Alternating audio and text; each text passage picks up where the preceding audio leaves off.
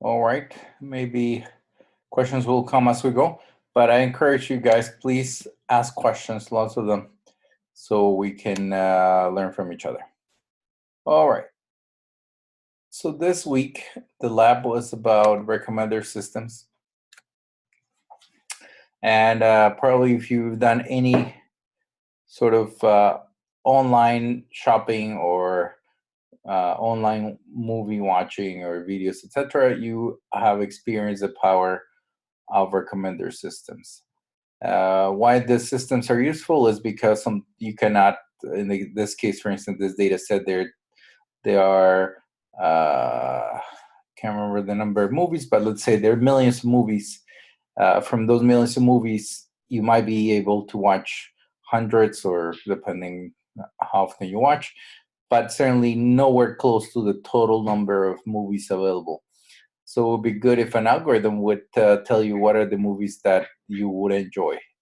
Or in the case of purchasing, that maybe the book, you might want to see other books that are related, or some other items that might be related to that book or that one item that you bought in the case of e-commerce.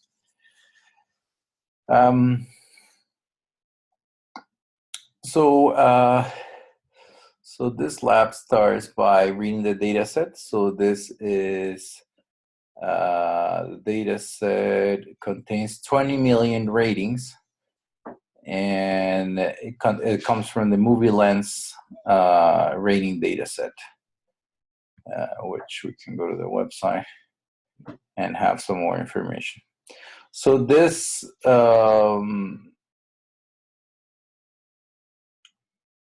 9,000 movies. I think it's a little bit bigger than that. So it's 20 million ratings, full 26 million ratings.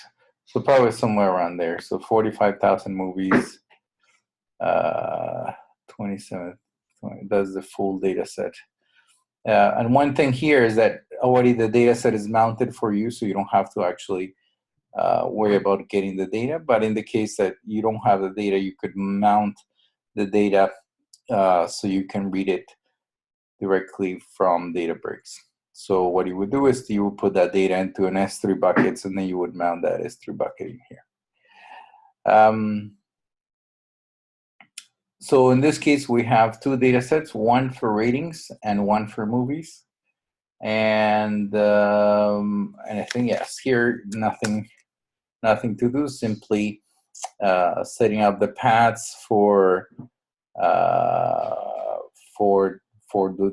two data sets, and then if we want to look at the particulars, the content of the directory, we can do so, and we see that for each file there are two versions of the file, one that is compressed and the other one is just the raw file, the CSV file. And why is the case? Why is that you might want to do some tests is to find out what are the parts in the process, given that you're going to have to read those files from CPU into memory, whether the issue is on the reading or more on the processing side. And so these are the first few experiments where you read the files as compressed, or you read them as directly as the raw file.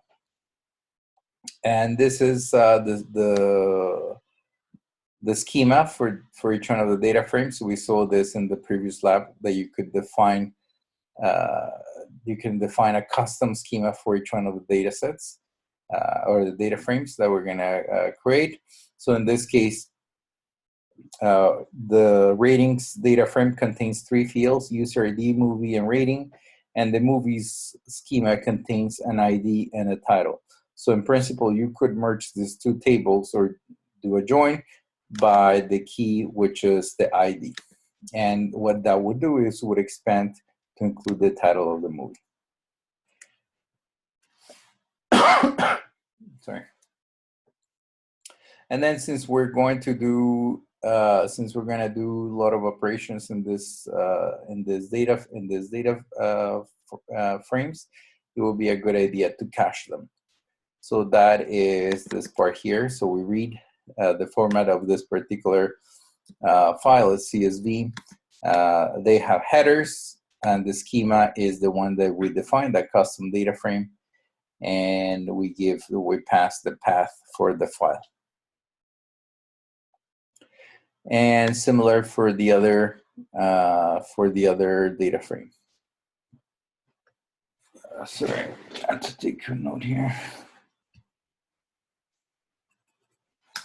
All right, and then we just cache them, check that they're cached, and then we count them. So actually, when we perform the count, we are just to count how many are in this particular data set. So, and then we examine. So this is very similar that we've done before. So there are 20 million ratings and 27,000 movies. And this is how that particular data looks like. And this is just checking that the reading was done correctly. So we saw here in the previous, we already examined the content of the data frame by doing show, but you could do similar in the using the display function, which is particular data bricks, where you would see the two data frames. So the movie's data frame that contains the ID and the title, and the display, which would contain the user ID, the movie, and the rating that that user gave to movie.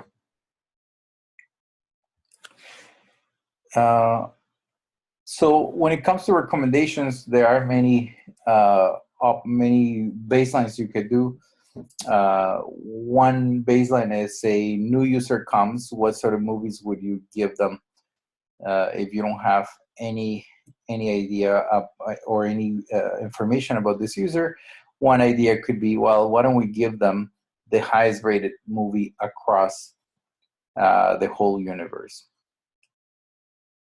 And that's what this part does. So if you were to just take the average rating for all the movies and then find the ones that are the top rated, you could in principle just present that as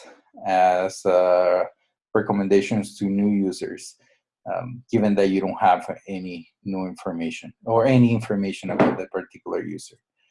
So what we will do is take the ratings data frame and the movie IDs. Okay, so the steps: first, transform ratings DF into a second data frame, which contain the movie ID, the number of ratings, and the average of all movie ratings. So in this case, what that means is that we will group by the movie ID, then count the number of movie ratings, and then calculate the average of the rating.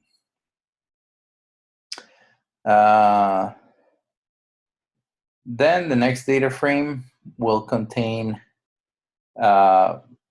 movies with names, and for that we will take the data frame that would be the product of this group by, and then we will add the name of the movie.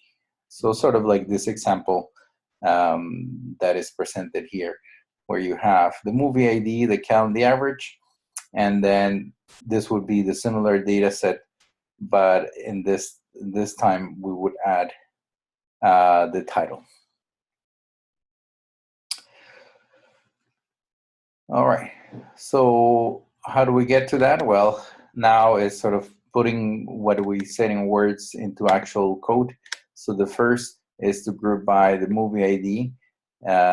Then we call the count function, which is part of the PySpark SQL functions, into the rating column of the ratings data frame, and we are going to call that count, and the average of the rating, and we're going to call that average. And this particular data frame is going to match or the format of the example here. Armando, just a quick note for people. When you look at the code right now, this is horrendous, complex, and long code.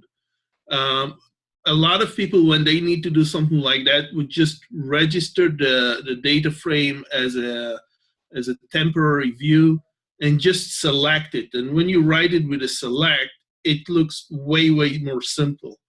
So people who are I know that for myself, I always elect to just write the SQL when you try to do something like that, because trying to figure out what you're doing here is just too long. Yeah, yeah, that's true. Yeah, that's an alternative way of doing it. Thank you. Um, and then we will show the first three uh, movies, and then if we want to, then Armando, he means to write instead of writing the those syntax like dot group by. He wants to write a particular SQL command for that, or what he want to suggest? yes, it's actually that. Oh, okay, all right. But I think there is some difference in terms of processing speed, I guess. No, there's no difference in processing speed.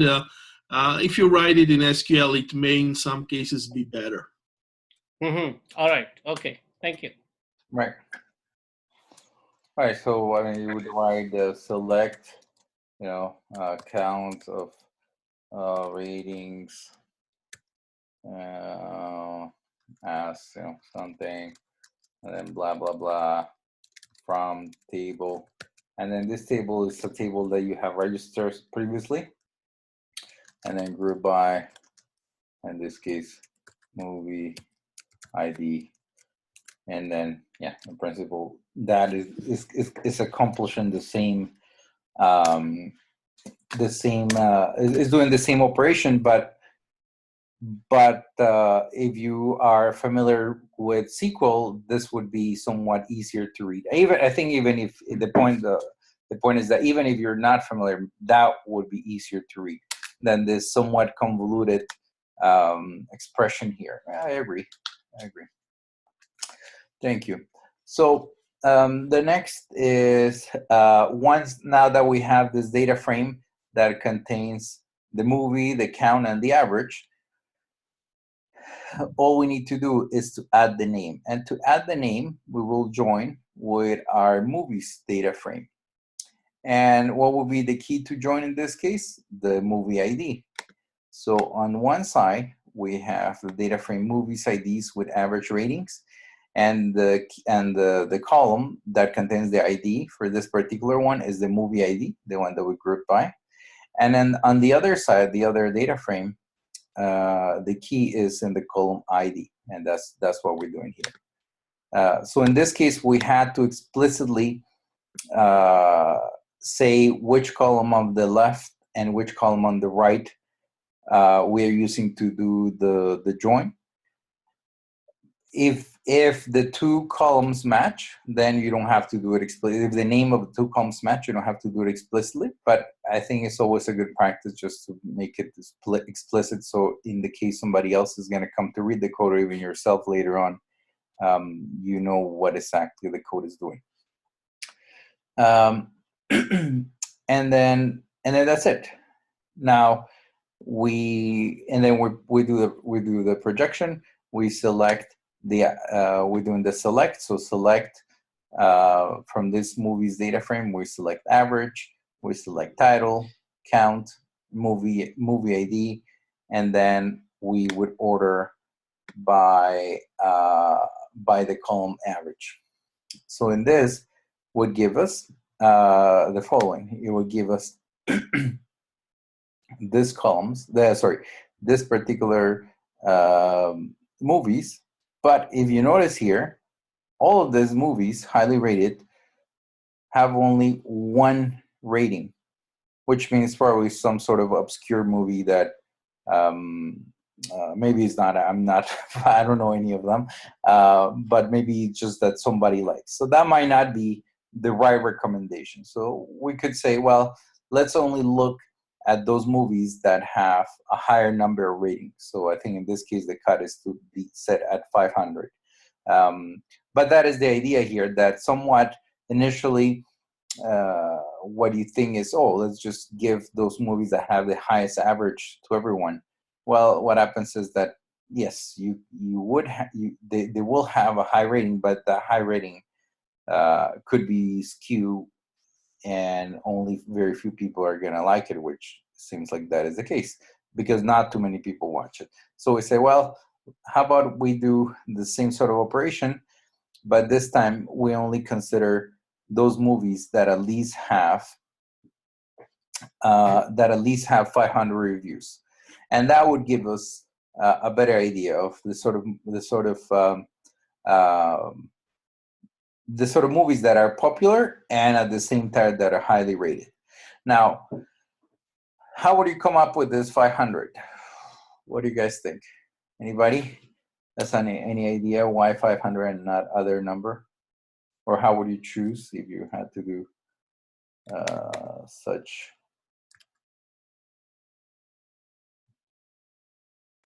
Any idea is good. Maybe average. Yeah, you could. Average of count. Yeah, we could do that, but what happens, this particular distribution is likely to be skewed. So one thing you can do is actually look at the histogram of count. So you can do that here.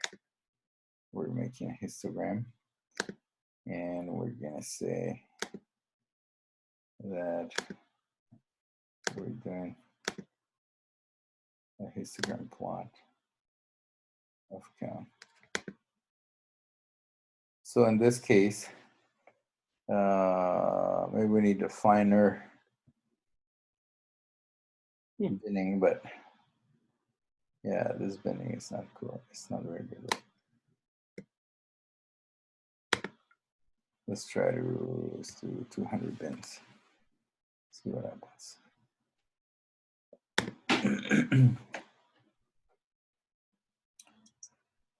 But you see here the idea that there are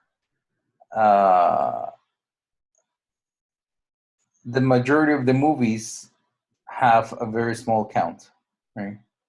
So if we are somehow in the 500, we are removing a lot of those low count, but we still get those movies that are highly rated. So yeah, you could say that the mean would be somewhere here. Actually, if we do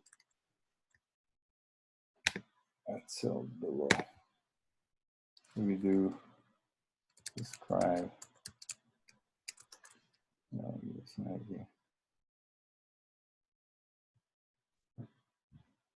Oh. So Armando, y'all here.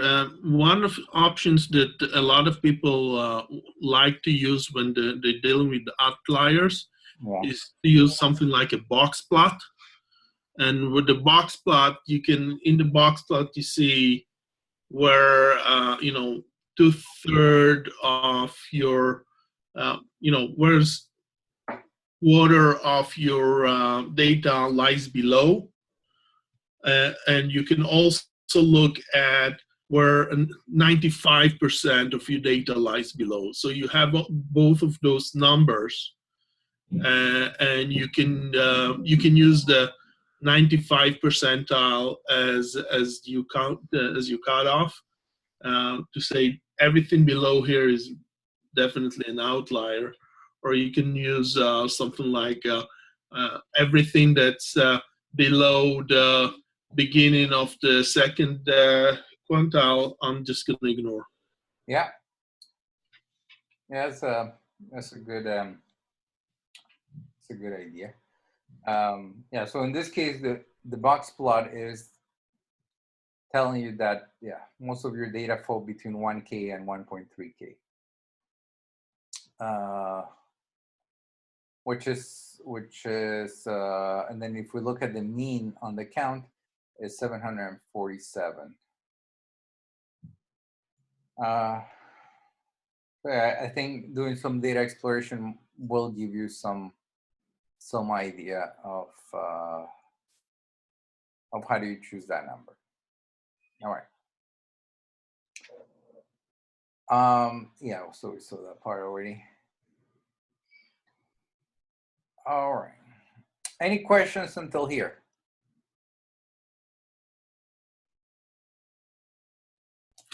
Armando, it's not a question, but an observation of something that mentioned in the videos. And what they mention about this algorithm, which is kind of counterintuitive, is that the genre of the movie actually is an irrelevant feature, and if you add it, you will get worse result than if you omit it. For the highest rating or for the ALS?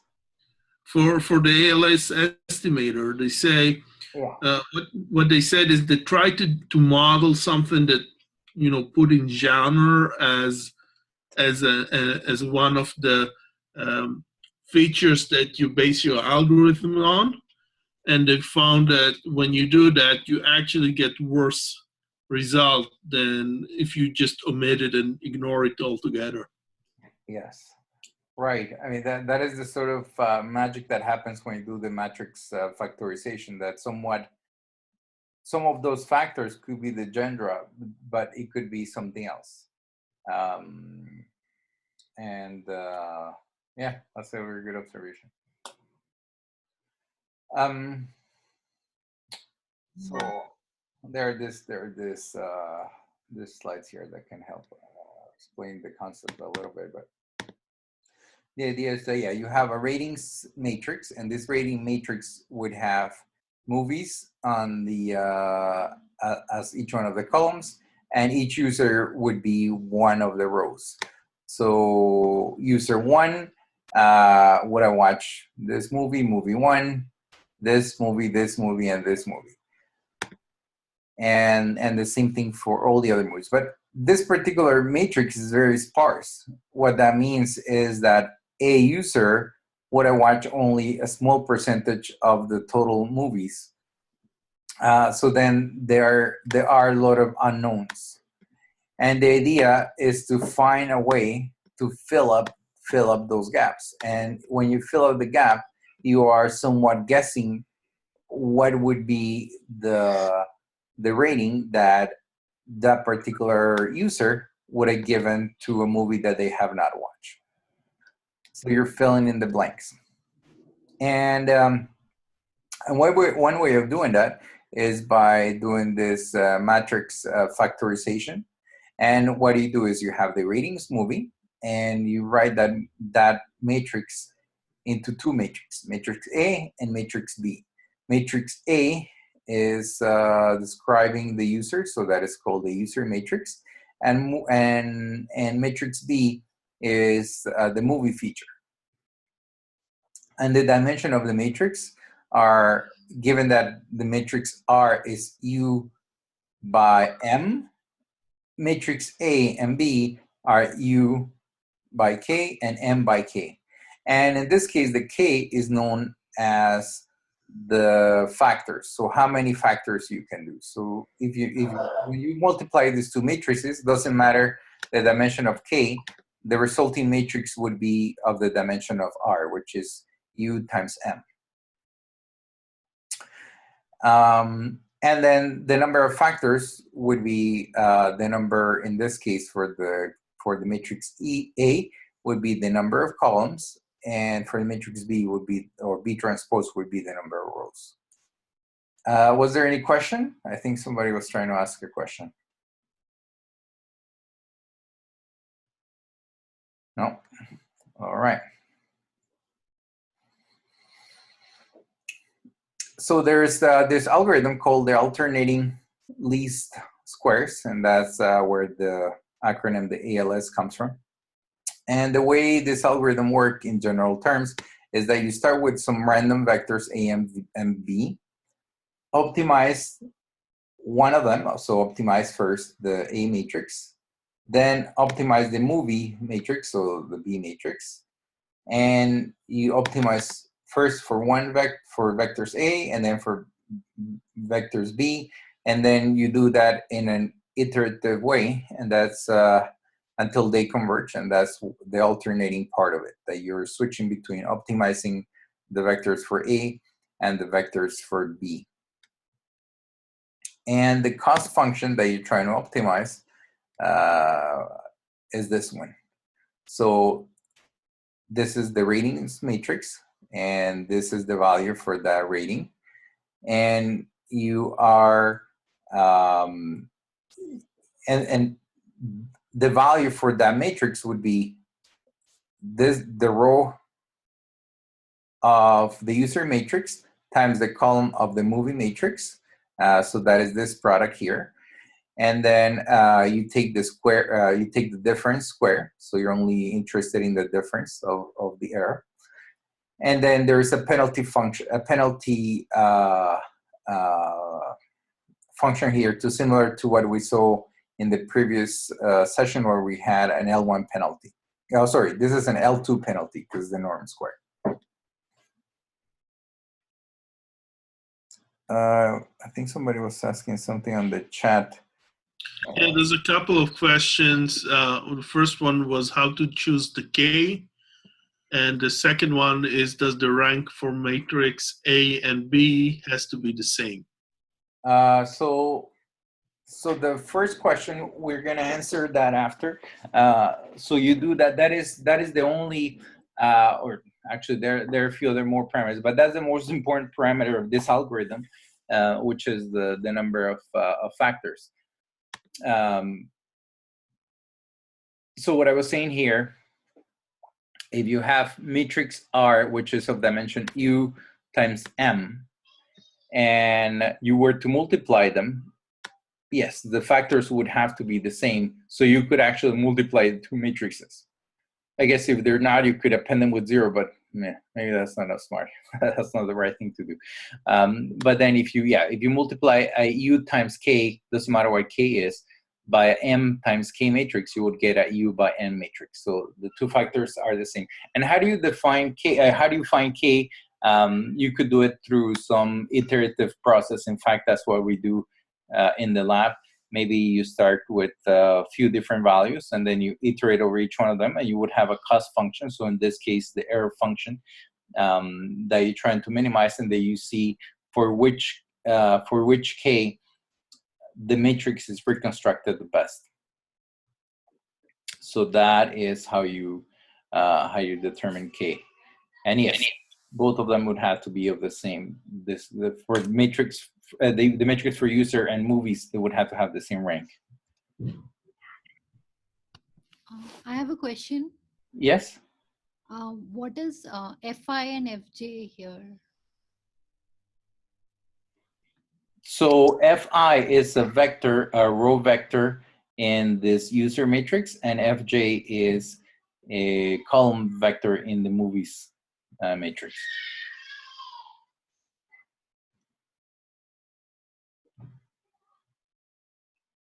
And why is that?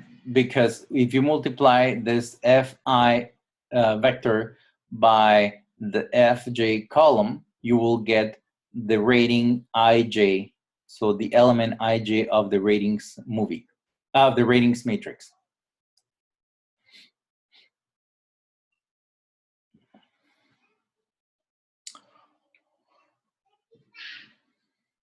All right. Any questions until here? Excuse me, could you please explain the formula again one more time? Yeah. So this one here? Yes. All right. So you are decomposing the matrix R, right? Each element, or an element on the matrix R, we're going to call that Rij, right? So that is one element. That one element of this matrix, right, would be equal to the row vector of the user matrix times, or the dot product of the row vector of the user matrix and the column vector of the movie matrix, right? So that is what this dot product is here. What's the W here? The W in this case is It's the weight. Is the weight, yes, is the weight, but the weight of, 1 second, is the weight of the user matrix. So this is the FI. I think the notation is mixed up, or is using a mixed notation. But yes, would be this W would be this FI, and you're doing the dot product with FJ. Okay, thank you. Yeah. All right.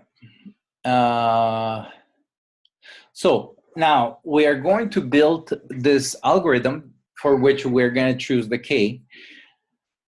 And it would be good, given the sort of setup that we done before, where we had the machine learning pipeline. You would split the data set into 3 subsets, and you would train your model with one part. The second part you would use to evaluate the hyperparameters, in this case, the K, the number of factors. And then the last part is where you would evaluate whether your model, the testing part, where you evaluate your model. So in this case, we're splitting the data set into 60% for the training, 20% for testing, and 20% for validation and testing. And so we saw this already. What you call random split, and you would you'll split it into 60, 20, and 20. And since we're going to be using this data frames often, we can cache them, and you do that by calling cache on each one of them. And then we can check what is the size of each one of them. So given that we are passing the seed to this random operation, the split for everyone should be the same. So I think, yeah, that's why on the next round is asked for the test associated with that split. That's why those numbers would have to match for everyone.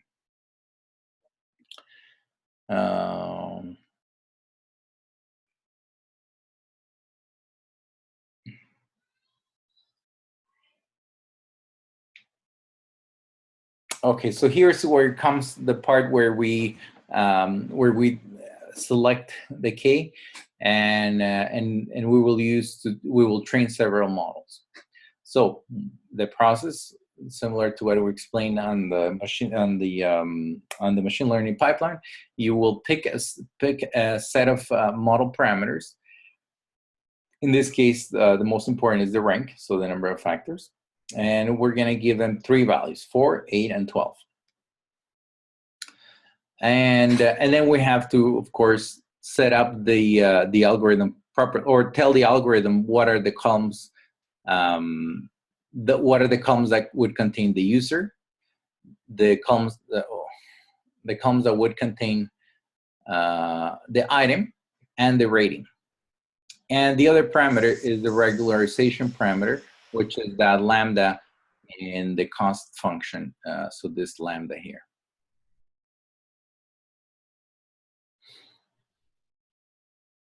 And we're setting that to 0.1. In principle, you could also try to do 2 optimizations or tune 2 hyperparameters, the rank and the regularization. But in this case, we're focusing only on the rank, which is the most important. But you might want to do some fine tuning of the lambda as well. And then this particular algorithm would have the method fit that will produce a new column into a data frame that will be called the prediction. And then we will use the validation data set to the validation data set to decide what K would be the best, and ultimately test our model with the testing data set. And we go about it here. So the first part is to define the ALS, and of course set the parameters. So the parameters that we have in this case are the regularization, the user column, the item column, and the rating column. All those three are just the columns that come from the data set that we are going to we're going to fit, in this case, the training data frame. So if you've forgotten what that data frame looks like, we can do a display here at cell above, and then we can do display training data frame. And so those are the three columns that we have. So notice that each one of this row corresponds to one element of this matrix, of this rating matrix, right? That is what that particular data frame contains. So it's saying for the first row, so user row 1 and column movie ID 2, the rating is 3.5. That's what this data set contains. And the ALS algorithm would expect the data in that particular format. So that's what we're saying here. Which column is which? And then we call the regression evaluator. Although we're not doing a regression, the metric that we are going to use to evaluate how good the model is the RMSE, and that is defined within the regression evaluator. So this RMSE, remember that we take the prediction column and the label column, subtract one from the other, and then subtract one from the other, take this square that difference, and then sum across. That's what, and then take the square root. All right. And then so what we do here is do a for loop, and in each loop we will have, or for each iteration we will have a different value for the rank parameter. So for our algorithm, for ALS, we set the rank according to the value that would be available in that particular loop. We would fit our model on the training data set, then predict predict in the validation data set, right? So this is what we do. So notice for training, we'd use fit, and to evaluate the model, to evaluate the model, we would transform the validation data frame, which would do is fill in the blanks of the validation data frame matrix. And then there will be null values, so we don't want to have those for our calculation of the RMSE. So we simply remove those NaN values from our data frame with a filter, and then we use the regression evaluator that we defined previously, and we would evaluate in the data frame predicted ratings DF. And this particular data frame at this point would contain a prediction column and a ratings column, which is what the evaluator is expecting. So, and then the vectors, there are this other sort of helper vectors, errors and models, would contain this error would contain the error for the current rank, and the model would contain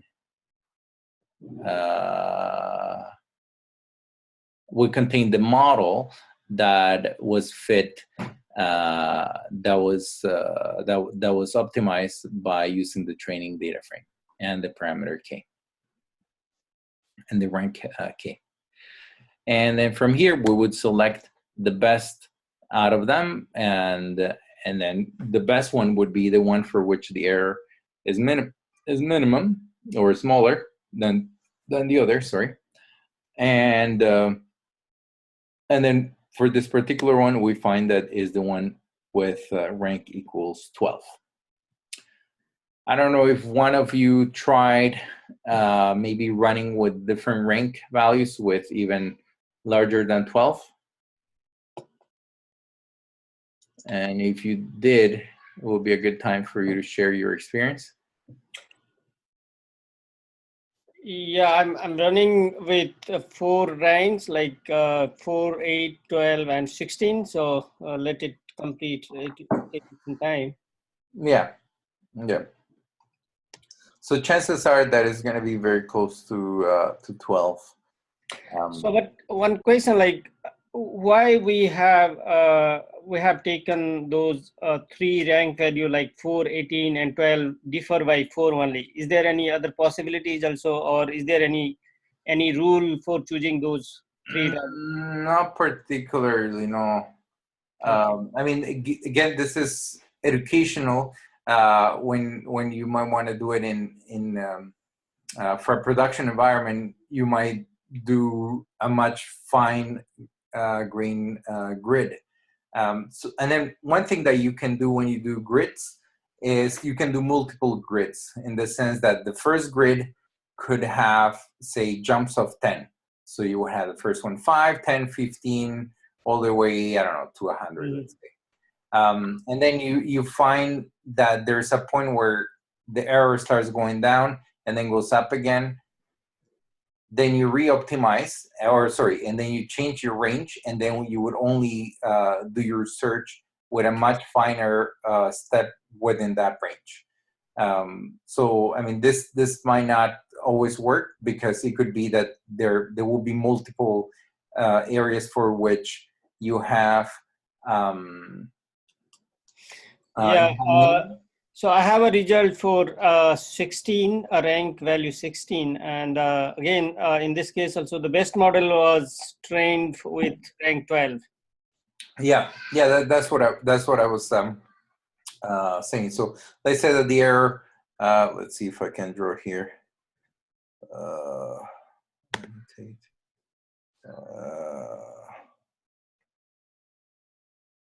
Draw.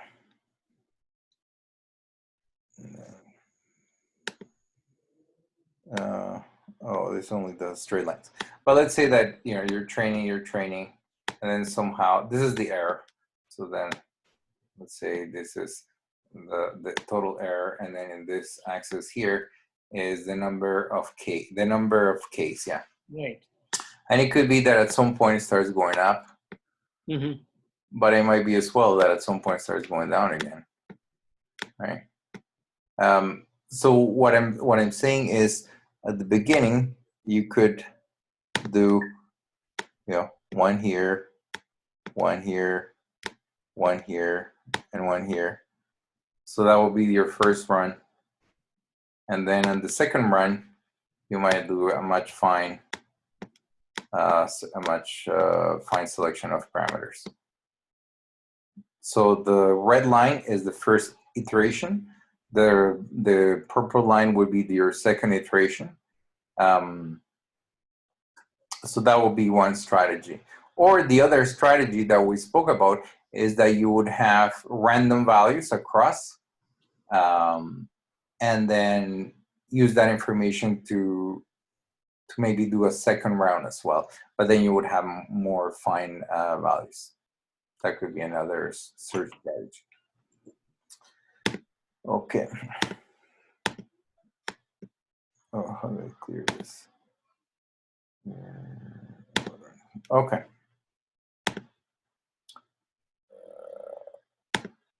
All right. now that we tune our model in the validation data set. Oh, I think there's a question, how to interpret RMSE, higher or lower is better? In this case, lower is better. And the reason for that is in the definition of the RMSE. So we can, okay, we'll do RMSE formula.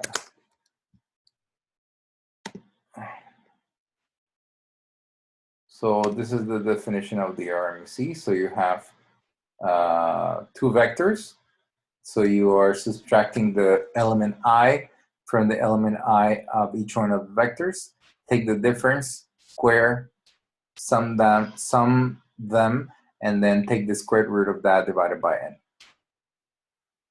So then if vector P is equal to vector Q, this difference will be 0. So that will be the ideal model. So in that case, yes, your error will be 0. So in this case, yeah, the smaller, the better.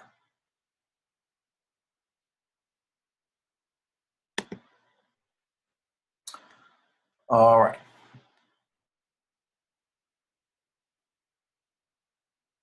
Now we are testing, we're testing our model, and how do we do that? Well, we already evaluated the model in the validation data set, and let's see what happens, what is the error in the testing data set. So the model would be a good model if the error in the testing is somewhat similar to the error in the validation. And why is that? Is because testing was not seen by the data while training.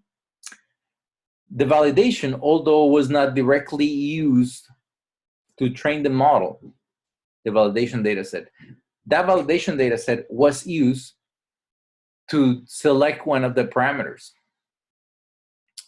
So that's why we cannot just use the validation error as our final error, because we are using that data set directly to select our parameters.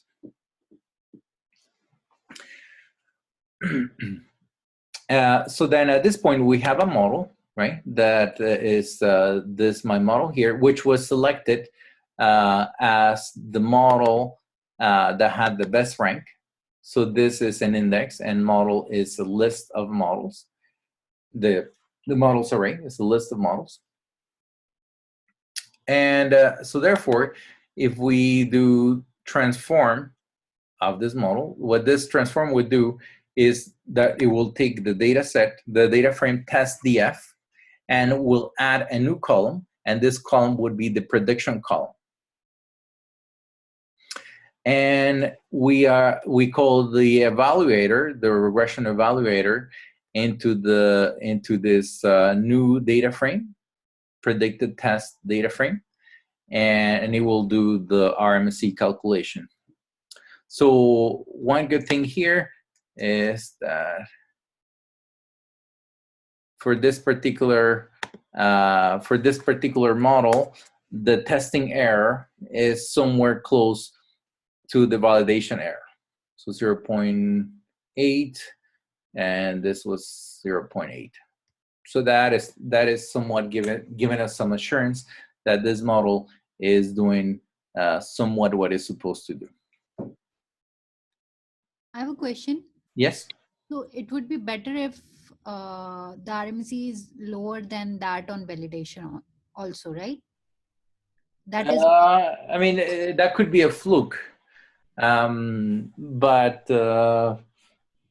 certainly it would be worrisome if that error is way bigger in the testing. What that would be is that your model overfitted your training data and is not able to generalize. But yeah, it is possible to be smaller, and that would be sort of a fluke. But yeah, the idea would be that in general, the testing error is slightly larger than or larger than the validation error. But if it is too large, then that means that your model is overfitted. Armando, just if you see that the errors in the testing is it's greatly smaller than what you did with your model testing, then it may be that you have a bad testing data set, and you may want to maybe generate a second testing data set and try that. Yeah, that's a good point. Yeah, if it is too small, that is certainly suspicious. Okay. So if it is too small, then the problem is with test data or the training data, or is with test data? It could be all of the above, but more likely the test data. Yeah. And is there any chance, like in this case, we have considered the rank as 12 because that gave the best value for the training data set, right? For the validation, yeah. Yeah, so we have used the same rank for the testing as well, right? Yeah, we used the same model that result from the training to test. So it uses the same parameters. So is there any difference if we change the model for testing data? No, you can't. You can't change the model. Okay. Once the model is trained, you cannot change the model for testing. Yeah. Right. Okay. Thanks. Yeah. If you do that, then you're running into trouble, because somewhat the testing is some data that you have control, but as new data comes in, this is somewhat simulating what's going to happen in once you put the model online. The model is going to be taking or being evaluating over data that is never seen. Mm-hmm. Yeah. So I mean, you cannot do that when you're in production. I mean, I guess you could if you have somewhat online algorithms where the algorithms are trained as data comes in, so sort of in a streaming fashion. But I mean, that is not the purpose of this in particular. All right. Let's see. What's the next thing? Looking at the RMSE for the results. Error rating is the average. Okay, so now the next comparison is to give the rating being equal to the average rating for the training set. And then, you know, this of course would be given one rating to every movie. The same rating to all movies in the testing set. So in this case, we're using the training data frame to compute the rating, and use the average rating to create this other data frame test for average DF with a prediction column, and then let's see how we go about it. So the average rating in this case would be doing the average of, so you're doing group by, and then the reason for that, you know, there is no key here, and that means that we're just doing it over the full column. I think you don't have to do group by. You can just apply another. You can apply the function average on the, you could do an UDF on the column rating, and then you would get the same sort of result. And then we're getting the average for that column, for the column rating. Now we have that rating, and then we we extract the rating value, which is the row 0 and column 0. And then this time what we're going to do is add a new column, and this column we're going to call it prediction to the test data frame. And that column, the value for that would be just, we're copying the exact same value for all the rows. And that's what this little function does. And now we evaluate on that particular data frame. So let's run that. So the RMSE for this particular case was 1.05, which is much larger than what we had, 0.85. So that is telling us that that particular sort of simple model, which is just given the average of all the missing movies, just the average of all the other movies, is not as good as the one that was obtained by ALS. Certainly, there are many improvements that we can do. You could do, for instance, how about if we do the average instead by gender, or you might find some other ways of splitting your data set or entering new features. One thing that we haven't considered at all is, we haven't considered several things that are used when you bring this sort of system into production. For instance, we didn't take into account the fact that there's a time component. So in one of the very first rows, very first cells, what we did is we removed the timestamp from the data frame. And somewhat, I would say, is that the movies, the ratings for the movies are somewhat time dependent, meaning that if I like a movie now, maybe a few years from now, I might not be so interested in that movie.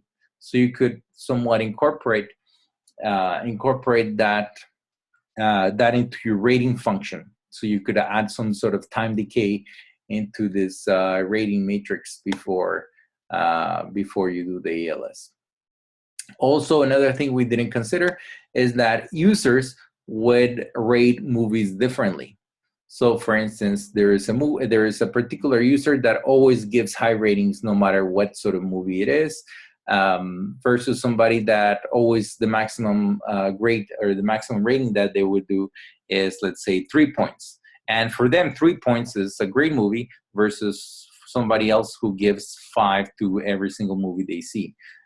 So then you could take care of that by using sort of our subtracting a baseline or an average per user. But the point being that there are many improvements we can do to this somewhat simplest, baseline model. And yeah, as it was mentioned before, yeah, you could add other features. By adding some of those features might not always give you a win. So that's why it's important to sort of have this framework, experimentation framework, where you can test and make sure that whatever nuances you enter into the model are actually improving the model and not just creating noise. The last part is what happens, let's say, for a new user, right? So new user in this case would be your own ratings. Armando, just a quick thing. There's a question here on the chat. What is an acceptable range of difference? And in this RMSE, we say that 0.8 and 1.05 is a lot. Let's remember that this RMSE is related to our numbers. So our numbers are between 1 and 5. So even though it looks like a small change, it's hugely different between 0.8 and 1.05. In different cases where, the numbers is, you expect the average number to be, between 1 and 1,000, a difference between 0.8 and 105 may be insignificant at all. Right. Yeah, very good point. Thank you.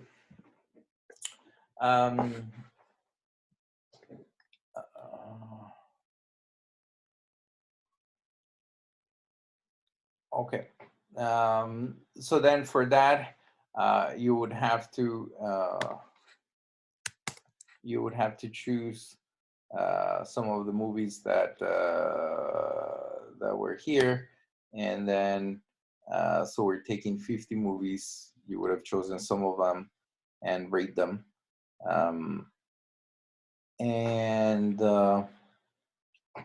then of course this part would be different for everyone, but the format that this particular data frame is expecting is the user ID, which is 00 is non-use, the rating, or sorry, the movie ID and the rating. So everybody would have their own different rating. So that's good. And then the next thing we do, it would be to add those movies to the trained data set. So we are somewhat expanding our training data frame. And how we do that, since what we're doing is appending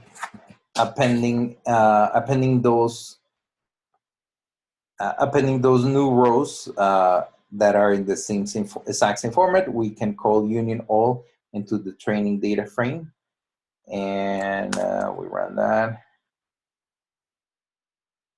and then we will train the model. In this case, we set the rank equal to 12, so somewhat similar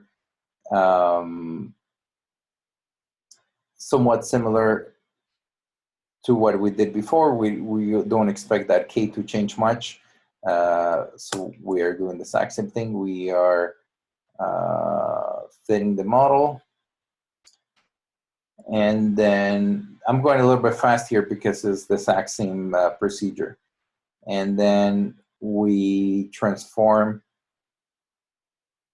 the model into the test, or apply that model to the test data frame, and we observe the ratings. So I think there are some questions in the chat that we can go over. The first one is how do we deal with the cold start? So cold start problem is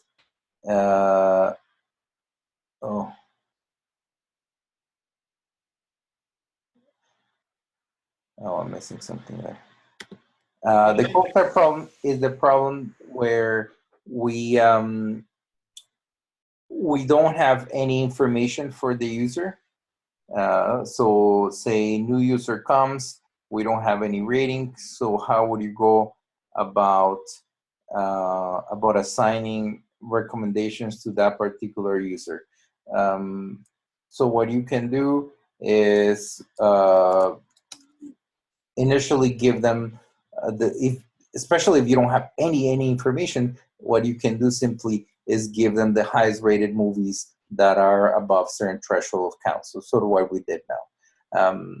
If say you have some sort of information of that particular user, maybe where they're coming from, maybe there's some demographic information, you could in principle build a recommender system that only uses those features, and then find similar users. So then in that case, what you're finding is similar users, and then maybe take an average of ratings of those similar users instead of taking the average over the entire population.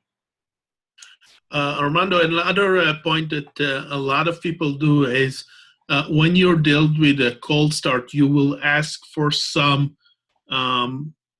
initial features like what are you interested in, which genre or things like that, and then you can from those features find a group of users that are close to your features and use that as your starting point.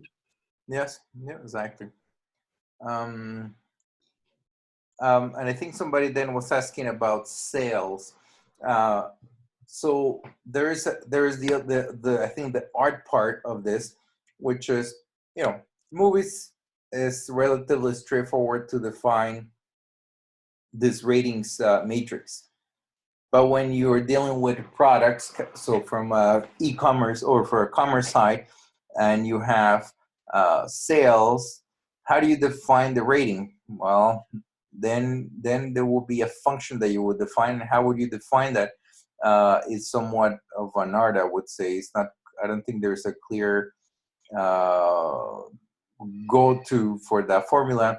And then in that formula, you might include, say, if the user browse the item and spend certain time in that particular catalog, then you would give some initial rating.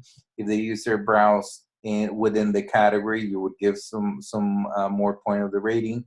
If the user had purchased that particular item, you might give some initial rating.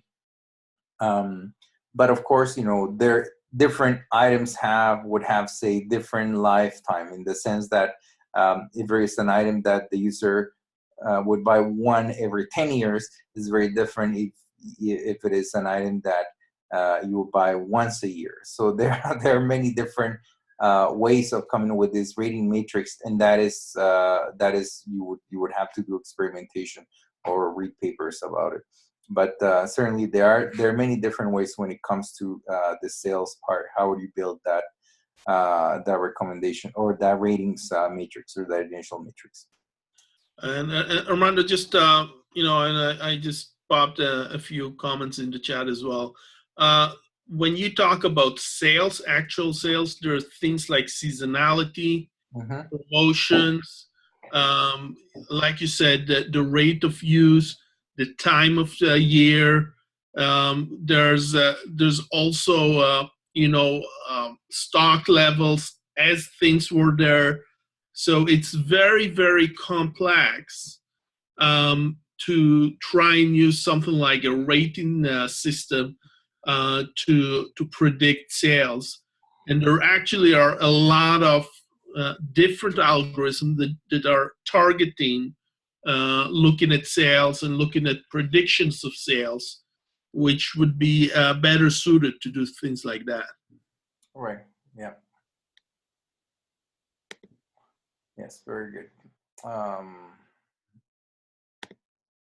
Right. It's so that actually reminds me of another way of setting up the same problem, which is that you would set this unknown as some sort of regression type of problem, and then you would have multiple factors, which is somewhat what you're doing here.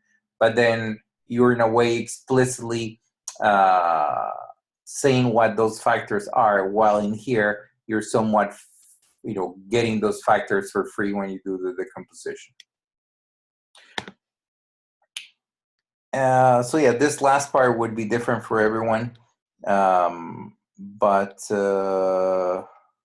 maybe I think we can leave it there, unless people have more questions or want to expand or ask some questions about this last section. Armando, just you know, a point of interest, and we did touch upon it. And what we had to do here is we had to retrain the entire model when we brought in a new user, which is a hugely time-consuming effort to you know, continuously refresh all your models. So my question is, are there any adaptive algorithm that will do an adaptive ranking on a streaming data?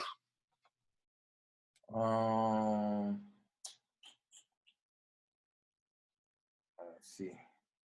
Right, we trained the whole model.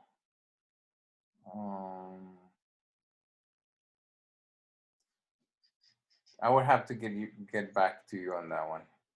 Yeah, I know that's a hard one. I'm just saying, you know, and it's an important point for people to understand that if you use this algorithm and you have to retrain it every time. How often do you retrain it? Every week, every day, every month?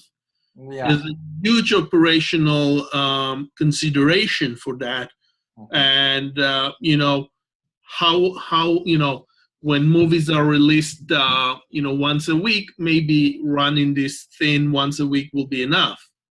Right. When movies are, you know, if you're talking about Netflix that releases 20,000 new movies a day, adds to its catalog, and you can't really wait for a week, you know. So those kind of things are things to keep in mind. Right. Yeah. So certainly, yes, having a production environment where everything sort of works in the pipeline model, where you know you process one piece and then it goes into the next, and having that in a reliable way. I think then that becomes even more critical, right? Because if you're running that in a scheduled way, you want to make sure that if there was a failure, you can recover. And if you want to recover, you want to recover from a given point instead of having to reprocess the whole data set here. Yeah, very good point. I'll check out on that, because that's actually certainly a very interesting question. Yeah. I have a quick question. Yes. So you said that for the cold start problem, we can consider the average of like similar users rather than the like considering the whole population. So Yes. like my question is like, is the present model, ALS model, that considers the whole population? Yes, it is considering the whole population. Yeah. So you won't be using this model to do that particular uh, recommendation. So what you would do is, let's say you have a user matrix, right? In this case, we don't know what the factors are. There will be, you could interpret those factors. So for instance, you would rank, say on the movies matrix, you would rank each one of the movies by the factors, and maybe you would try to identify what each one of those columns is telling you. But let's say that you would have to come up with some other different factors. So for instance, you know, some demographics or some other information that you might have, what sort of genre they like. And then that would be what you would use to build the similarity. In this case, similarity could be, you could take the cosine distance between the new user and other users in the data set. So similar to what we did in the lab where we did the text analytics, right? That we were comparing documents. We built a vector for each document, and we would compare that vector with others, right? That we did the cosine similarity. Something like that you could do, that you build a vector for the user, and then what is in each one of those vectors would be the sort of factors that you would define, not the ones that we get from this algorithm. And then that's what you would use to find the similarity between users. And then once you find the similarity, then you could go back to the ratings and then use the ratings of those that you know as baseline for this new user that you don't have information, or you don't have rating information at least. But what is the significance of rank here? Like what, like if we say 12 rank, so what does the algorithm like use here? Like so in this case, you're decomposing the matrix, right? So the rank is just the number of columns that you have here and the number of rows that you have in the matrix B. So, and then how do you interpret those factors? As I say, is not straightforward. Those factors are not directly interpretable, but you could somewhat try to find a meaning as to what those factors are. And as I say, the way of doing it is that you would sort each one of those columns by the value of a given factor, and then you see, for instance, what are the movies in this case that are in the top, and what are the movies that are at the bottom, and then that what is telling you is that somewhat is separating maybe romance with action or something like that. Let me see if I find an explanation, a drawing for that.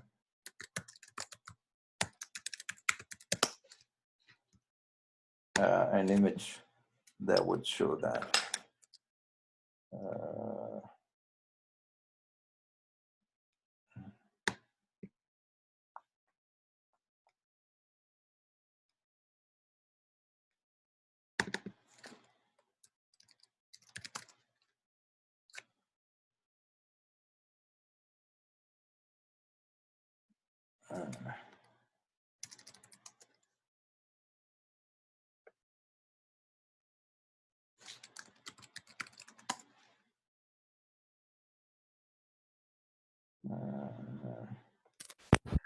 I cannot find one. I cannot find a visualization of the factors, but Hi, Ian. yes. Hi, this is Jag. Hi. You asked very interesting. In the meantime, Armando searches for the image. You asked very interesting factor whether the question about the model can be updated as and when we receive movies.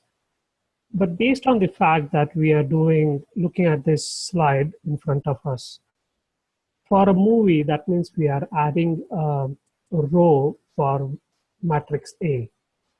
And what I see is if nobody has seen a movie, then we won't have any weights or factor loadings per se Yes.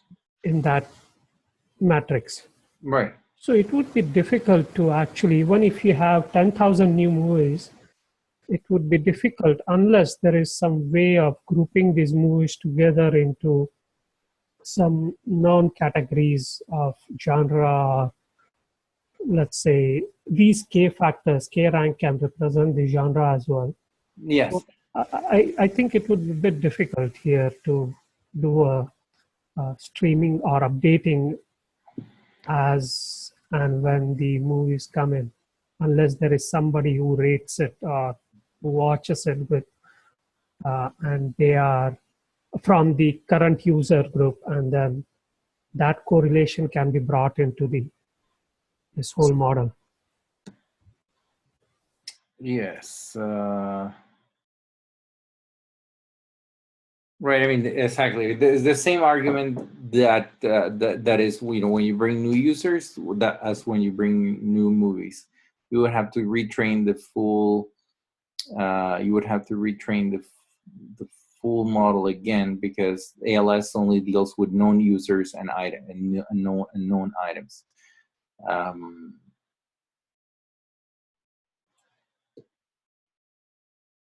So yeah, you would have similar idea. You would have to find movies that are somewhat similar, and then maybe use the average for each one of the factors for movies that are similar to that new movie. And how do you find similarity? Well, that is again the sort of art part. But yeah, similar problem.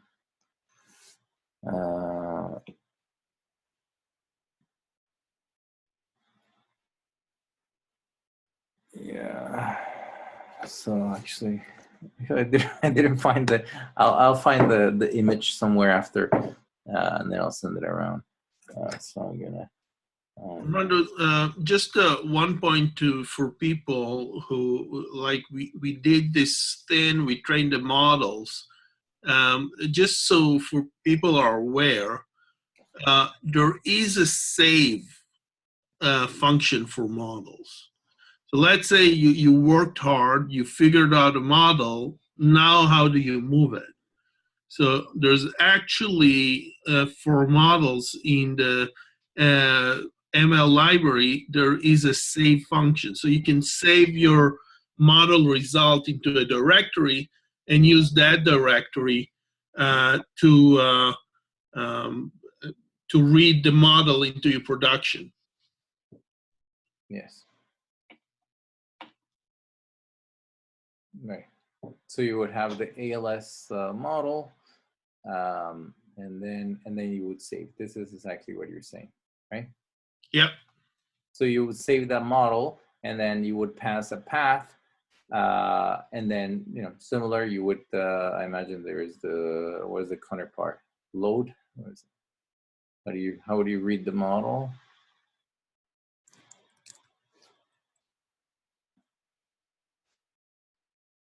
Al, what is the opposite operation when you want to read back the model? There's probably a load, or we'll have to see that. Yeah, load. Okay.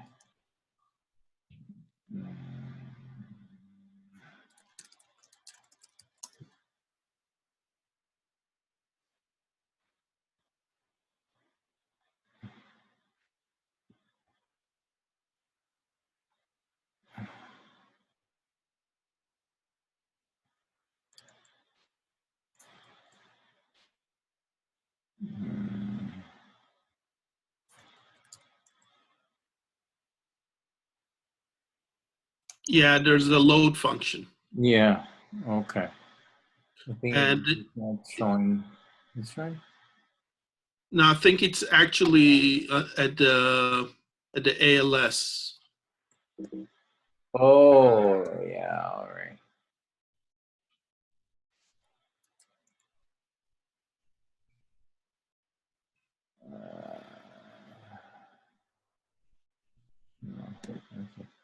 Okay. But yeah, there's random forest classification.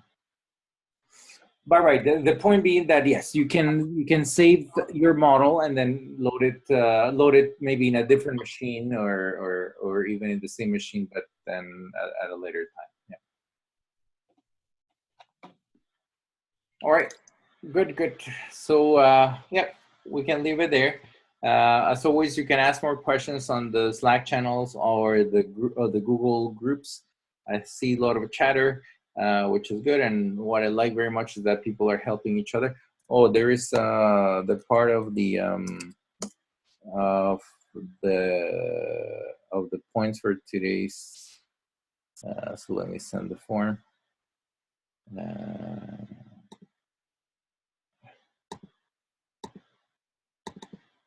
So this is week 6.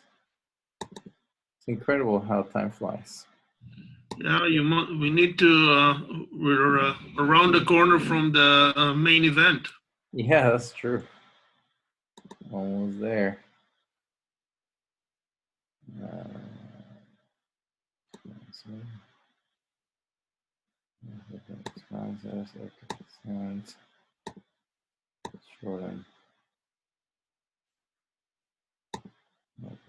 Okay, so I'm gonna copy it here on the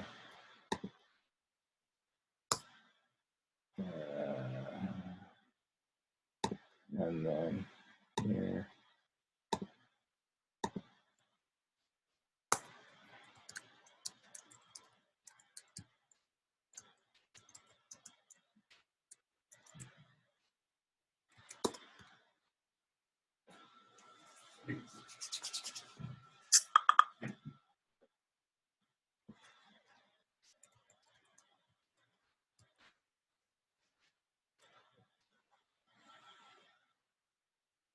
Okay, well, thank you everyone, and we'll stay in touch.